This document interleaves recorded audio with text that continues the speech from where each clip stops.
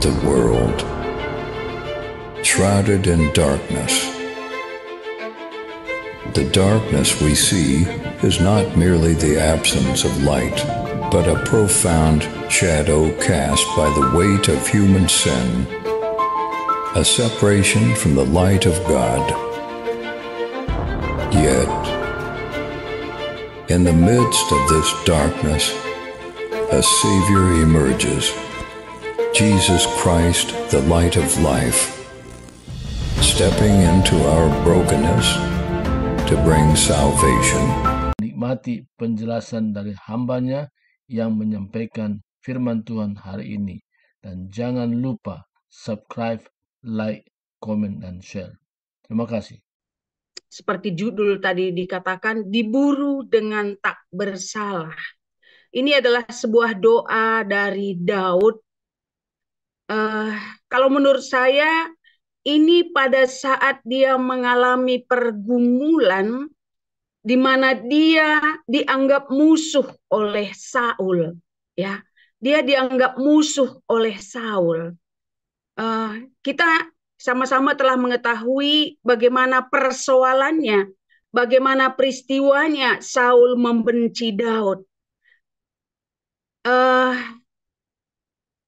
Dia yang pada saat itu yang menduduki tahta kerajaan. Dan karena suatu hal yang tidak berkenan di hadapan Tuhan dilakukan oleh Saul, sehingga Tuhan menyuruh Imam Samuel untuk mengurapi Daud menjadi raja. Jadi di sini, kalau menurut saya persoalan ini di sini dia belum melakukan perjinahan dengan Batsheba, itu belum, ya, belum sampai ke situ.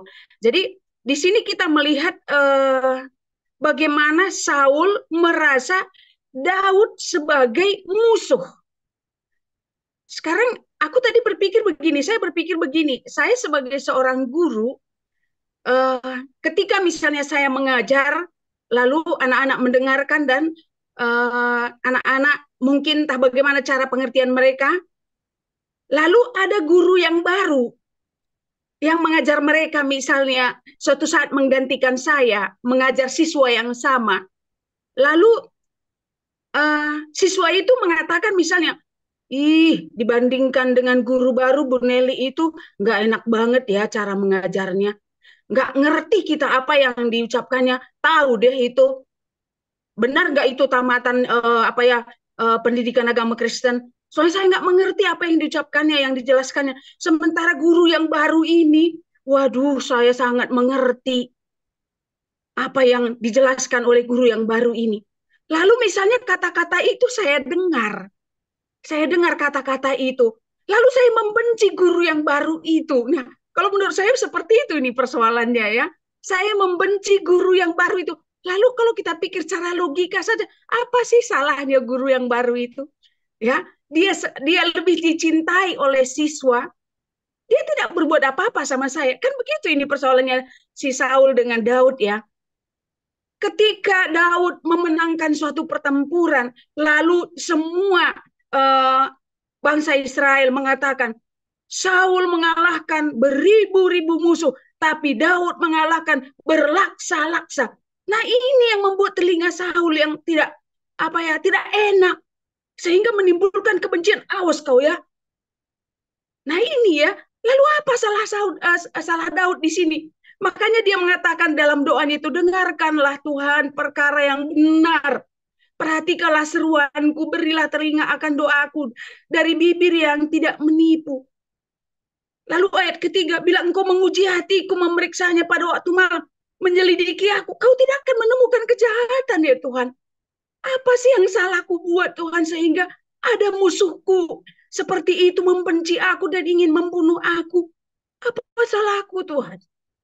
Aku tidak menganggap dia musuh, tapi dia mengapa sangat membenciku? Nah, jadi mungkin di dalam kehidupan kita juga, ya, sering kita menghadapi hal yang seperti ini.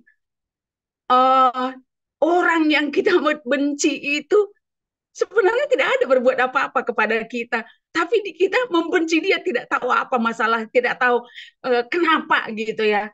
Di sini perlu kita mengoreksi diri. Ini Maksud saya, kalau kita di pihak Saul ini, kita perlu mengoreksi diri. Dan Daud menunjukkan suatu keteladanan di sini, berseru kepada Tuhan. Ya, dia berseru kepada Tuhan tentang masalah yang sedang dia hadapi, tentang jiwanya yang sedang terancam karena Saul ingin membunuh dia, sehingga dia mengatakan, selidiki aku Tuhan, di mana salahnya? Di mana kesalahan yang kulakukan Tuhan? Tolong. Nah, jadi mungkin saja dia, kalau memang salah Tuhan tunjukkan di mana salahnya. Aku ingin memperbaikinya. Nah, kalau menurut saya tadi yang kelima, langkahku tetap mengikuti jejakmu, kakiku tidak goyang. Jadi sepanjang hidupanku sampai saat ini Tuhan, kalau menurut saya, aku masih tetap melakukan seperti yang Engkau kehendaki Tuhan. Tolong aku dari orang-orang yang membenci aku. Nah, gini aja ya. Dari saya, terima kasih. Oke, terima kasih Bu Nelly atas penjelasannya. Ya, nanti kita lanjut. Sekarang nih kepada Ibu Tiar ya. Silakan Ibu Tiar. Ya, baik. Saya Mazmur 17 ayat 6 sampai dengan yang ke-10. Demikian firman Tuhan. Aku berseru kepadamu karena Engkau menjawab aku, ya Allahku, ya Allah. Sendengkanlah telingamu kepadaku, dengarkanlah perkataanku. Tunjukkanlah kasih setiamu yang ajaib. Ya, Engkau yang menyelamatkan orang-orang yang berlindung pada tangan kananmu terhadap pemberontak. Peliharalah aku seperti biji mata. Sembunyikanlah aku dalam naungan sayapmu terhadap orang-orang fasik yang menggagahi aku, terhadap musuh nyawaku yang mengepung aku. Mereka tidak menunjukkan belas kasihan. Mereka membual. Amin. Ya. Firman Tuhan pagi hari ini yang saya baca, ini pas banget apa yang kami alami sekarang ini. Ya. Ada banyak orang-orang yang berusaha untuk, yaitu tadi seperti penjelasan Bu Nelly. Kita tidak punya salah, tapi ada orang-orang tertentu menyebarkan fitnah. Ya. Mereka membual, dikatakan tadi di ayat yang ke-10. Dan tidak menunjukkan belas kasihan. Artinya apa? Ketika seseorang dalam hidup kita kita mendapat informasi tanpa kita tanya dulu kebenarannya, tanpa kita selidiki, tapi kita langsung mengambil kesimpulan, kita berasumsi. Ya. Setelah berasumsi, kita sebarkan lagi gosip itu. Asumsi kita itu, jangan-jangan begini, jangan-jangan begitu, gitu kan? Dan menyebar, sehingga tanpa kita tahu, di belakang kita rupanya sudah banyak orang yang sudah tidak suka sama kita. Ya, sama seperti Daud tadi. Ya, ketika Tuhan, itu kan Tuhan yang memilih Daud, ya, yang menyuruh Samuel mengurapi tadi kata Bu Nelly. Tapi Daud bersama teman-temannya sudah menganggap itu sesuatu yang tidak baik. Ini yang kami alami sekarang ini. Ya. Tanpa konfirmasi ke kami, tanpa tanyakan dulu ke kami kebenarannya, tahu-tahu di luar sudah beredar kabar. Tapi memang Tuhan itu dahsyat. Tuhan itu luar biasa. Makanya dikatakan di ayat yang ke-6, aku berseru kepadamu karena Engkau menjawab aku, ya Allah. Sendengkanlah telingamu kepadaku, dengarkanlah perkataanku. Ya. Tuhan itu dahsyat, Tuhan itu luar biasa. Dia punya 1001 macam cara untuk menyingkapkan hal-hal yang tidak baik. Yang penting kita setia, kita tekun berseru kepadanya. Jadi yang kami alami saat ini, kami bertanya-tanya kenapa dan kenapa gitu. Nah, Tuhan itu punya cara. Ya, Tuhan bawa kami ke satu tempat, bertemu dengan seseorang, di sanalah mereka menceritakan bahwa ada sesuatu isu negatif yang beredar, ya, itu yang membuat orang menjauh dari kami. orang memusuhi kami, orang berseberangan dengan kami, padahal itu tidak kami lakukan, gitu. Dan kami bersyukur untuk itu, puji Tuhan. Dan kami langsung hubungi di depan orang yang menyampaikan itu, kita ceritakan apa yang sebenarnya, dan ya akhirnya sekarang mereda. Tapi ada memang efeknya. Kenapa? Karena mereka sudah sempat membual di belakang, ya, sudah sempat berkata-kata yang tidak baik, dan untuk memulihkan ini itu butuh proses. Dan tapi kami percaya, ya, ayat yang ke-7 ini itu akan juga Tuhan genapi dalam kehidupan kami. Tunjukkanlah kasih setiamu yang ajaib, ya Engkau yang menyelamatkan orang-orang yang berlindung pada tangan kananmu terhadap pemberontak. Jadi kami percaya orang-orang yang tadi sudah menggosipkan yang tidak baik, berasumsi yang tidak baik, Tuhan nanti suatu saat akan memulihkan mereka, ya, dengan cara Tuhan. Ya, kami percaya itu, ya. Dan ayat yang ke-8, peliharalah aku seperti biji mata, sembunyikanlah aku dalam naungan sayapmu. Dan pemeliharaan Tuhan dalam hidup kami itu luar biasa, ya. Seperti tadi, apa yang kami doakan, apa yang kami rindukan, Tuhan jawab satu persatu. Tuhan singkapkan satu persatu, walaupun ya seperti tadi ada orang-orang yang berusaha, ya katakanlah menebarkan fitnah, ya dia mungkin ada sesuatu tapi dia mengajak orang lain, ya seperti Saul, ya dia ya tentunya dia mengajak timnya, ya untuk yaitu tadi menyerang ataupun untuk memusuhi Daud, seperti itu, ya. Nah, jadi firman Tuhan ini pas banget buat kami, dan ini membuat kami terhibur juga, ya, untuk tetap kuat juga bahwa dalam keadaan apapun, bahwa Tuhan itulah tempat kami berlindung. Dia sudah memelihara kami sampai sejauh ini seperti biji matanya, maka kami percaya dia juga akan terus membela kami. Bahkan janjinya dia akan menggendong sampai putih rambut kami.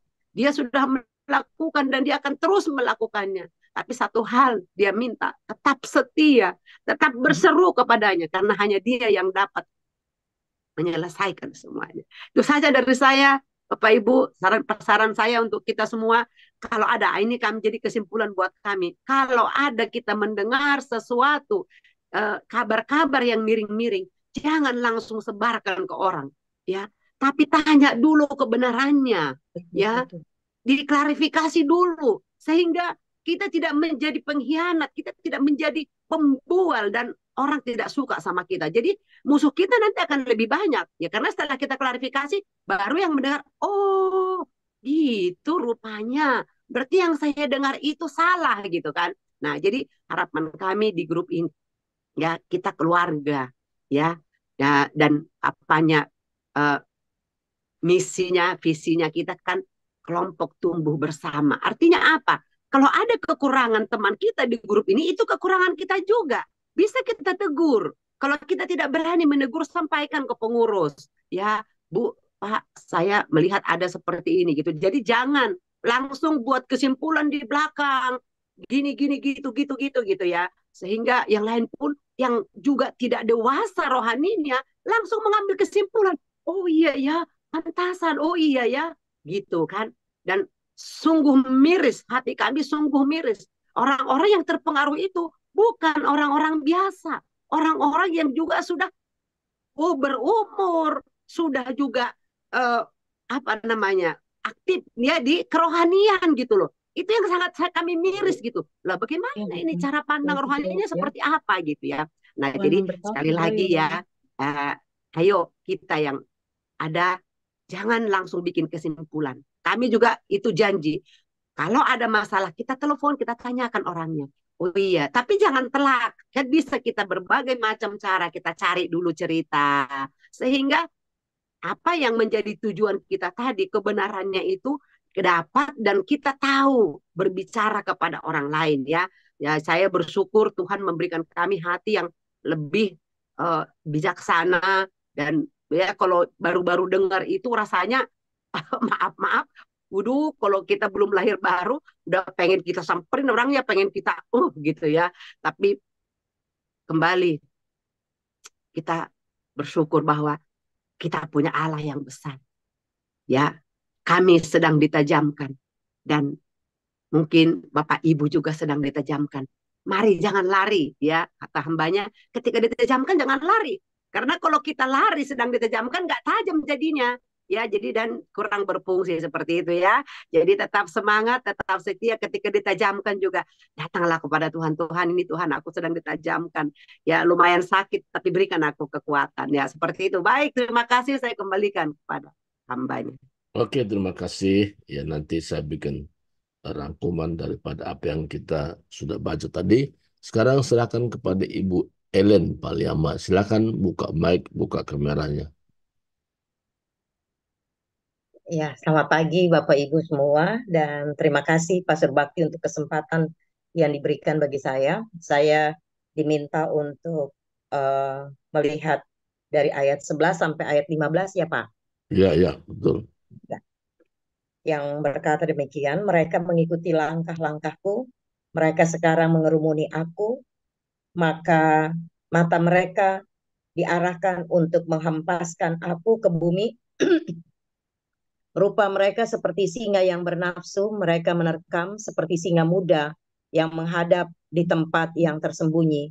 Bangunlah Tuhan, hadapilah mereka, rebahkanlah mereka, luputkanlah aku dengan pedangmu daripada orang fasik. Luputkanlah aku ya Tuhan dengan tanganmu dari orang-orang dunia ini yang bagiannya adalah dalam hidup ini. Biarlah perut mereka dikenyangkan dengan apa yang Engkau simpan, seperti anak-anak mereka menjadi puas, dan sisanya mereka tinggalkan untuk bayi-bayi mereka.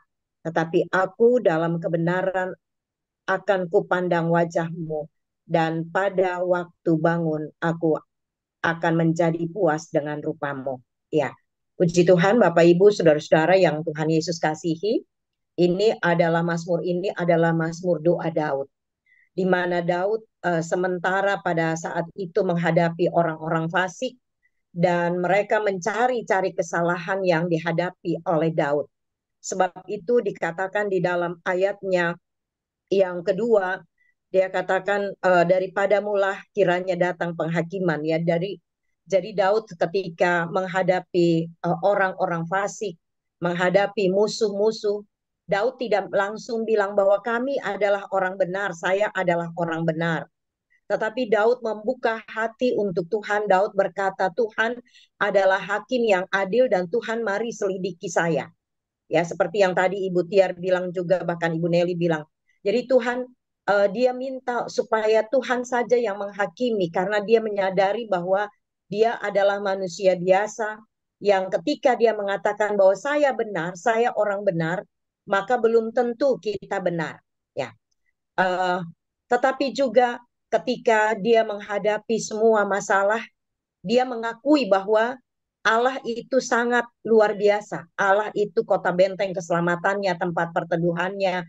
Bahkan dia katakan di dalam ayat yang ke-8, dia katakan, peliharalah aku seperti biji matamu. Maaf saya menambah dari apa yang tadi sudah disampaikan oleh ibu-ibu. Itu ungkapan hati daripada Daud ketika dia merasa dia tidak mampu. Ya, dia minta pertolongan daripada Allah lewat doanya. Sebab itu setiap orang percaya harus terus membangun doa bersama dengan Tuhan dan membangun relasinya dengan senantiasa mendengarkan firman Tuhan, merenungkannya siang dan malam supaya ketika kita menghadapi tantangan, kita tidak lari.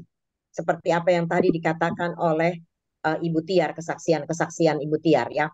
Kita tidak lari, tetapi kita selalu melihat kebaikan Tuhan di balik peristiwa-peristiwa yang ada. Nah, kemudian saya lihat lagi di dalam ayat yang ke-11 bahwa sampai 15 bahwa dia meyakini bahwa Tuhan itu senantiasa ada dan Tuhan tidak pernah meninggalkan dia. Ya. Bahkan ketika dalam ayat yang ke-13 dan 14 dia katakan, bangunlah Tuhan, hadapilah mereka, rebahkanlah mereka, luputkanlah aku dengan pedangmu daripada orang fasik. Ya. Luputkanlah aku ya Tuhan dengan tanganmu dari orang-orang dunia ini. yang bagiannya adalah dalam hidup ini. Biarlah perut mereka dikenyangkan dengan apa yang Engkau simpan. Sekali lagi, Daud tidak merasa dirinya hebat, tetapi Daud merasa bahwa hanya Tuhan yang bisa menolong dia dalam segala sesuatu, dalam pergumulannya yang paling berat, bahkan menghadapi orang-orang fasik. Ya. Jadi Daud menyerahkan seluruh kehidupannya hanya untuk Tuhan. Nah, Bapak Ibu, saudara-saudara yang Tuhan Yesus kasihi, terkadang kita pun sebagai orang-orang percaya, kita tidak pernah membangun relasi dengan Tuhan karena kita merasa diri kita hebat.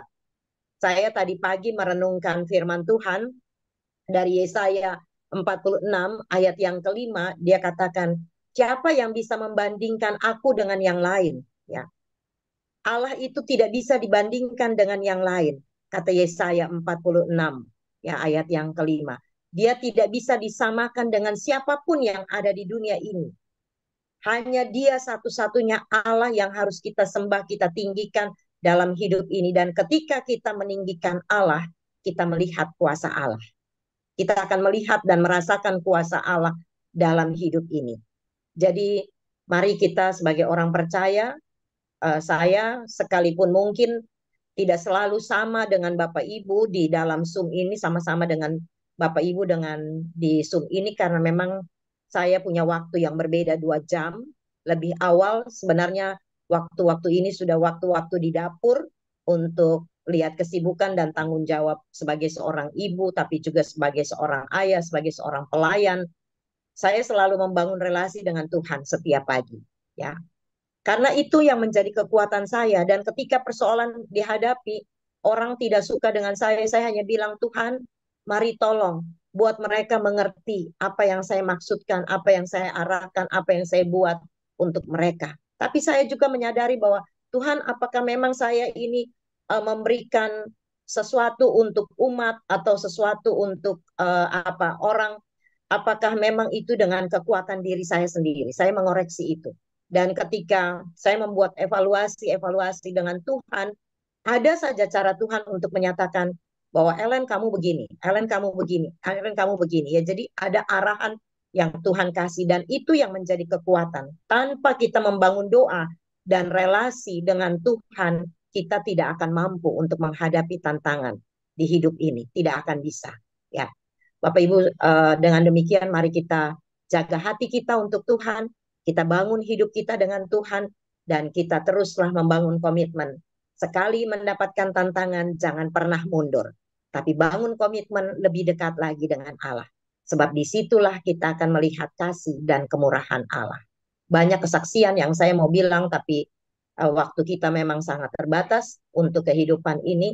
Ya, salah satunya saya pernah bilang, saya berjalan 40 kilo kaki, berjalan kaki 40 kilo waktu pertama kali saya diutus ya untuk melayani di daerah yang masih animisme. Berjalan 40 kaki, waktu itu belum ada kendaraan, satu hari cuma 1 kali mobil. Itu jam 5 pagi dan nanti jam 6 sore baru dia kembali lagi. Tetapi ketika kami berjalan kaki untuk memberitakan Injil Allah, pulang sudah jam 12 malam, kami dilempari batu. Sepanjang jalan itu gelap, belum ada lampu. Ya, saya dilempari batu dengan teman-teman. Tapi apa yang Tuhan buat, Bapak Ibu, ketika kita membangun relasi dan meyakini janji Tuhan. Batu dilempar dalam situasi gelap, ya, jatuh di depan kami, jatuh di belakang kami, jatuh di samping kanan dan jatuh di samping kiri. Itu perlindungan Tuhan yang sungguh luar biasa yang saya rasakan sepanjang perjalanan 40 kilo pulang pergi. Ya, Tuhan memberikan kaki yang kuat. Saya dulu mulai pertama kali itu rasanya capek, tapi kalau sekarang disuruh jalan 40 kilo saya tidak pernah merasakan capek. Karena itulah kasih setia Tuhan dalam kehidupan ini. Terima kasih, Tuhan memberkati kita semua. Selamat pagi dan shalom. Ya, terima kasih Ibu Ellen. Ya, saksian yang luar biasa kita dengar pagi ini. Jadi saya melihat bagaimana Tuhan menuntun kita kepada kedewasaan. Kalau kita dipersalahkan karena bersalah itu aib. Ya, kenapa? Kita memang bersalah, aib, perlu pertobatan. Tapi kita dipersalahkan, tapi kita tidak bersalah, itu jadi berkat. Nah, karena itu juga yang dialami oleh Yesus. Yesus sebagai teladan kita. Yesus seringkali dipersalahkan walaupun dia tidak berbuat salah. Jadi berkat artinya apa? Kedewasaan kita teruji. Karena seseorang dewasa itu ketika dia diperhadapkan dengan hal-hal seperti itu. Kalau kita lihat pohon, dari mana kita tahu pohon ini kuat? Ketika menghadapi terpaan angin dan hujan. Nah, ketika diterpa dengan angin dan hujan, apakah tetap tegar ini pohon? Apa rubuh? Nah, begitulah gambarannya. Jadi kita dipersalahkan, tapi tidak bersalah, itu berkat. Berkat apa? Oh, rupanya saya masih udah bisa menahan diri, saya tidak memberontak, saya hanya menjelaskan sesuatu kasus, tidak seperti apa yang diisukan, gitu. Kita hanya menjelaskan saja tanpa pembelaan diri. Nah, itu yang pertama kita bisa petik. Yang kedua, saudaraku, kedewasaan juga teruji ketika kita mendengar berita. Apakah dengan berita itu kita membuat sebuah kesimpulan menurut pandangan kita? Apa kita konfirmasi dulu benar nggak seperti ini? Jadi kedewasaan itu teruji, kita tidak membuat sebuah kesimpulan apapun tanpa kita cek dan recheck. Nah, maka kedewasaan itu tidak mudah membuat satu kesimpulan ketika mendengar berita, walaupun agak miring-miring, ya tapi kita keep saja, tapi kita dengar dulu penjelasan dari pihak lain. Nah, jadi dari situ kita bisa melihat apakah sumber isu ini orang yang dewasa atau orang yang memang hidup secara duniawi. Nah, karena dalam hidup ini ada orang KTP-nya Kristen, dia ibadah, tapi hidupnya masih cara-cara duniawi. Nah, jadi kita bisa tahu, nah, tapi kita tidak membuat sebuah penghakiman. Tapi kita tahu, oh level rohaninya seperti ini. Oh dia cepat membuat kesimpulan tanpa konfirmasi. Nah kan gitu. Nah jadi kedewasaan itu teruji. Tapi kalau kita mau dewasa, pertama, kalau kita dipersalahkan, tapi kita tidak melakukan itu berkat. Kita diuji di situ, namanya sekolah kehidupan. Yang kedua, orang yang menebarkan berita itu juga kita tahu, oh rupanya dia membuat sebuah kesimpulan tanpa dicek juga. Oh rupanya belum dewasa. Oh masih anak-anak. Umur bisa dewasa. Tapi dari pandangan Tuhan dan apa yang kita bisa lihat situasinya, oh belum dewasa. Cepat membuat kesimpulan walaupun itu belum benar. Makanya Tuhan bilang, cepat mendengar, lambat berkata-kata. Artinya, membuat sebuah kesimpulan itu tidak semudah waktu kita mendengar. Nah, jadi pagi ini arahan Tuhan. Kadang-kadang kita bisa berdosa karena pihak ketiga. Ya, kenapa?